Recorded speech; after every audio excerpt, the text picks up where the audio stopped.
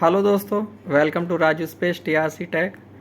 तो आइए आज हम चेक करते हैं एचपी का मदरबोर्ड। इसमें हम आपको बताएंगे कि किस तरह मदरबोर्ड को डायग्नोस किया जाता है नॉट पावरिंग ऑन कंडीशन में। ठीक है, तो आप वीडियो को पूरा देखें और चैनल को सब्सक्राइब करें, वीडियो को ज़्यादा से ज़्यादा शेयर करें। तो चलिए, इसमें मैं आपको बेसिक्स से लेकर के एडवांस तक की टेक्निक बताऊंगा कि किस तरह मदरबोर्ड को डायग्नोस किया जाता है और किस तरह वोल्टेज चेकिंग होती है और कैसे हम डिफ़ाइन करते हैं कि हमारे मदरबोर्ड में क्या फॉल्ट हो सकते हैं। तो आप वीडियो को पूरा देखें। तो चलिए स्टार्ट करते हैं दोस्तों। तो सबसे पहले आप देखेंगे ये जो मदरबोर्ड है ये 6 जनरेशन सपोर्ट मदरबोर्ड है जिसमें कि DDR4 रैम लगती है और आप यहाँ पे इसका पार्ट नंबर डाल सकते हैं और गूगल पे सर्च कर सकते हैं। तो ये मदरबोर्ड 280 MT G2 है HP का। तो चलिए इसको चेक कर लेते हैं। ये सीमोस सेल होता है दोस्तों, इसको भी लगाना ज़रूरी होता है। तो आप देख रहे हैं नॉर्मल सप्लाई इसमें यूज होती है।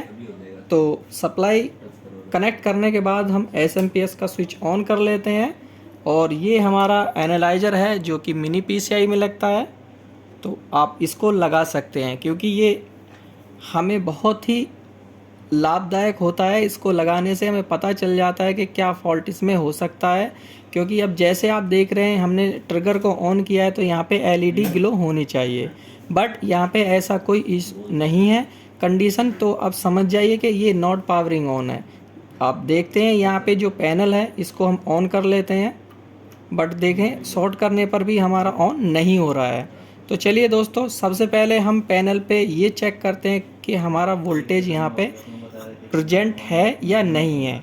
यहाँ पे वोल्टेज कितना होना चाहिए दोस्तों? पैनल पे हमेशा 3.3 वोल्ट होता है जो कि ऑन होने में हमारा रेस्पॉन्सिबल होता है। तो इस वोल्टेज को चेक करने के लिए सबसे पहले हमें मल्टीमीटर का यूज आना चाहिए। तो आप देख रहे हैं दोस्तों, यहाँ पे हम जो वोल्टेज चेक करेंगे ये मल्टीमीटर DC वोल्ट को यहाँ पे हम सेट करेंगे मल्टीमीटर को। तो वोल्टेज चेक करने के लिए एक पॉइंट हमारा ग्राउंड पे टच होना चाहिए और दूसरा वोल्टेज पे। तो आप यहाँ पे देखेंगे तो मैंने एक ग्राउंड के रेस्पेक्ट से वोल्टेज नाप रहा हूँ DC वोल्ट। कितना आ रहा है हमारा? 3.29। ठीक है, यानी कि पैनल पे हमारा प्रेजेंट है हमारा वोल्टेज, बट शॉर्ट होने से हमारा ऑन नहीं हो रहा है मदरबोर्ड। तो दोस्तों इसमें आप 2-3 मैं ट्रबल शूटिंग आपको बताऊंगा कि हमें क्या क्या सावधानी यहाँ पे बरतनी चाहिए और क्या क्या मदरबोर्ड में चेक करना चाहिए। इस कंडीशन में दोस्तों सबसे पहले हमें मदरबोर्ड को अच्छी तरीके से देखना चाहिए कि कहीं पे हमारा कोई कंपोनेंट बर्न तो नहीं है या डैमेज तो नहीं है या कहीं से हमारा मदरबोर्ड फिजिकल कंडीशन में तो नहीं है। तो आइए दोस्तों, सबसे पहले हम इसको अच्छी तरीके से एक बार चेक कर लेते हैं मदरबोर्ड को। तो आप यहाँ पे देखेंगे दोस्तों, तो यहाँ पे इस तरह का कोई केस हमारा इसमें दिख नहीं रहा है, ना कोई मॉइस्चर वगैरह है और ना ही कोई यहाँ पे हमारा डैमेज या बर्न फिजिकल कोई ऐसा हमारा है नहीं। और एक बार दोस्तों इसकी बैक साइड में भी हम एक बार देख लेते हैं क्योंकि कहीं भी कुछ भी हो सकता है। यूजर साइड से आने में, कोरियर से आने में प्रॉब्लम हो सकती है। तो आप जैसा कि यहाँ पे देख रहे हैं, ये देखिए यहाँ पे ट्रैक डैमेज है, बट ये वो वाला ट्रैक नहीं है, ये केवल NC वाला ट्रैक है। इससे कोई इसमें प्रॉब्लम नहीं क्रिएट होगी। ठीक है, ट्रैक दोस्तों इस तरह का ट्रैक होना चाहिए। देखिए जैसे ये वाला जो ट्रैक है, यदि ये बीच में से ब्रेक हो जाता है, घिस जाता है या डैमेज हो जाता है तो वहाँ आप मदरबोर्ड आपका पॉइंट वहाँ रेस्पॉन्सिबल होता है। बट ऐसे ट्रैक में, क्योंकि ये देखिए ये इतना बड़ा पूरा ट्रैक है और इसके जो लेयर है कोई भी ट्रैक यहाँ पे क्रॉस नहीं कर रहा है, तो ऐसे से कोई प्रॉब्लम नहीं होती है। प्रॉब्लम वहाँ होती है जहाँ पे क्रॉस ट्रैकिंग में हो। ठीक है, तो चलिए कोई नहीं, सबसे पहले हम कनेक्शन लगा लेते हैं इसको भी और फिर सेकंड ऑप्शन आता है हमारा कि हम ऐसे नॉर्मली टच करके देख लेते हैं किसी भी सेक्शन को, तो हमारा कहीं पे ये ओवरहीट तो कंपोनेंट नहीं हो रहा है। ठीक है, हाँ, तो दोस्तों यहाँ पे आप देख रहे हैं, यहाँ पे जो आईसी है, ALC यानी कि साउंड आईसी है, यहाँ पे ये जो साउंड आईसी है ये हमारा ओवरहीट हो रही है, ठीक है। तो यानी कि ये हमारा यहाँ जितनी भी वोल्टेज है ये एब्जॉर्ब कर रहा है। इससे पहले मैं आपको एक पॉइंट और बताऊंगा इसको ऑफ करने के बाद। ये जो हमारा PCH होता है, जिसको हम पावर कंट्रोलर हब बोलते हैं, इसकी भी टेस्टिंग मैं आपको बता देता हूँ। ये भी एक पॉइंट होता है दोस्तों, जो कि not powering on condition motherboard में होता है।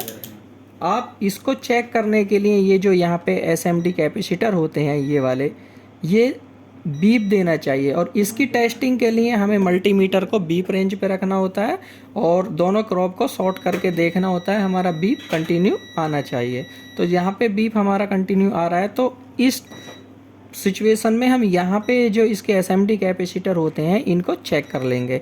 यदि हमारा यहाँ पे बीप कंटिन्यू आ रहा है तो ये हमारा PCH ख़राब होता है, इसकी ये टेस्टिंग होती है। आप जैसे यहाँ पे देख रहे हैं ये वाला SMD कैपेसिटर है, तो आप इसको यहाँ पे चेक कर सकते हैं। यदि ये कंटिन्यू बीप आ रहा है तो ये हमारा PCH ख़राब होता है, जो कि not powering on condition motherboard में ये सिचुएशन होती है, ठीक है। तो ये हमारा PCH, एक तो आप यहाँ पे ये सीखेंगे इस PCH को पावर कंट्रोलर हब को किस तरह डायग्नोस किया जाता है। जो यहाँ पे भी आप देख रहे हैं कुछ कंपोनेंट लगे हुए हैं कैपेसिटर वगैरह, यहाँ पे ये 40 दिखा रहा है, आप देखेंगे कहीं पे 40 दिखा रहा है, कहीं पे बीप नहीं दिखा रहा है, तो यहाँ पे ये कंटिन्यू शॉर्ट हो जाते हैं, ठीक है। और यहाँ पे ये कंटिन्यू बीप दिखाते रहते हैं, तो आप समझ जाइए ये आपका PCH भी फॉल्टी है, ख़राब है। तो ये नॉट रिपेयरेबल मदरबोर्ड होते हैं इस कंडीशन में। बट ऐसा हमारा इस सिचुएशन में नहीं है, ये हमारा गुड है, क्योंकि ये मैंने आपको टेस्टिंग करके इसमें दिखा दिया है। तो दोस्तों यहाँ पे ये हमारा जो मैंने बताया था साउंड आईसी, ये हमारा यहाँ पे ओवरहीट हो रहा है। तो एक बार इसको हम रिमूव कर लेते हैं अपनी हॉट गन की सहायता से। थोड़ा सोल्डिंग पेस्ट लगा लेते हैं जिससे हमारा जल्दी मेल्ट होके कंपोनेंट निकल जाए। तो सबसे पहले हम इस को करने से पहले सबसे पहले हम इसका जो CMOS सेल होता है, जो 3 वोल्ट DC होता है, इसको रिमूव कर लेते हैं।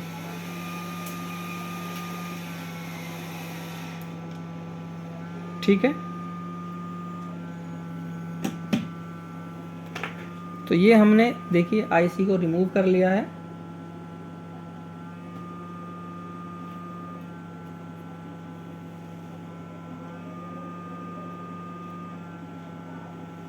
ज़्यादा टाइम तक नहीं कर पाएगा भाई, ठीक है। इस कंपोनेंट को, कैपेसिटर को दोबारा लगा लेते हैं दोस्तों। वो थोड़ा सा हल गया था वहाँ से IC निकालने के टाइम, ठीक है। तो अब एक बार ऑन करके चेक कर लेते हैं। ऐसे ही सोल्ड करके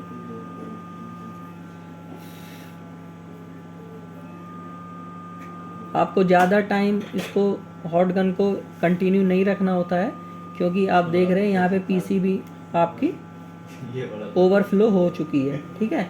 तो आप ध्यान दें कि जितना हीट आप मदरबोर्ड को दे रहे हैं वो कंपोनेंट को निकलते ही आप उसको कम कर लें या हटा दें, क्योंकि वरना वहाँ से जो बर्न हो जाता है PCB, फिर आपका मदरबोर्ड नॉट रिपेयरेबल कंडीशन में हो जाता है, क्योंकि ट्रैक आपके डैमेज हो जाते हैं, ठीक है। तो चलिए एक बार ऑन कर लेते हैं,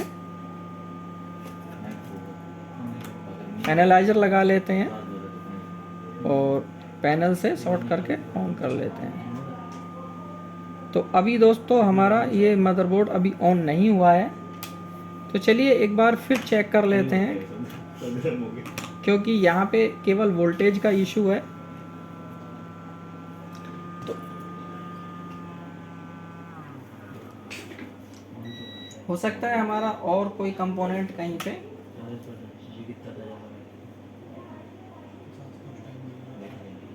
नहीं, वो तो डाउन रेजिस्टेंस चार्ज होगा। बाकी कोई और हमारा कंपोनेंट शॉर्ट नहीं बोल रहा है दोस्तों।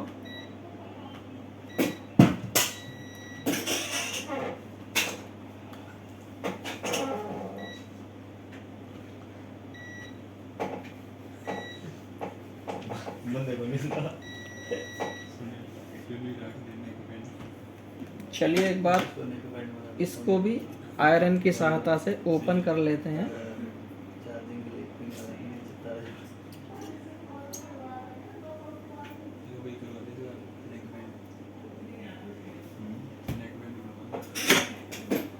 नेक बैंड बनवा लो भाई।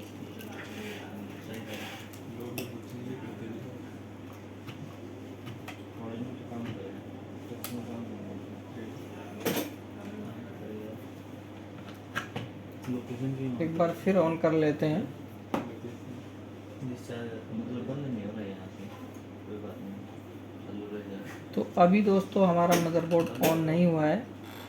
तो इस केस में दोस्तों इंटरनल शॉर्टिंग हो जाती है इसमें, क्योंकि कंपोनेंट जब ओवरहीट होने लगता है तो कहीं ना कहीं हमारा जो इंटरनल केस होता है उसको चार्ज वो रेस्पॉन्सिबल होता है। ठीक है। तो दोस्तों इस केस में जैसे आप देख रहे हैं हमारा, अभी इसके तार हटाने अभी आपने देखा यहाँ पे हमारा आईसी ओवरहीट हो रहा था, ओवर करंट फ्लो इसमें आ रहा था। यहाँ से जितना भी पैनल से जो वोल्टेज है ये एब्जॉर्ब कर रहा था यहाँ पे, जिससे ये नॉट पावरिंग कंडीशन में था। तो ये इंटरनल शॉर्टिंग होती है दोस्तों। तो इस केस में मदरबोर्ड नॉट रिपेयरेबल होते हैं। तो बस इतना ही इस वीडियो में मैंने आपको बताया कि किस तरह पीसीएच को, कंट्रोलर को किस तरह चेक किया जाता है, डायग्नोस किया जाता है और वोल्टेज कहाँ कहाँ हम चेक कर सकते हैं। तो इस वीडियो में दोस्तों इतना ही। वीडियो पूरा देखने के लिए बहुत बहुत धन्यवाद। मिलते रहेंगे दोस्तों ऐसे टेक्निकल फॉल्ट के साथ।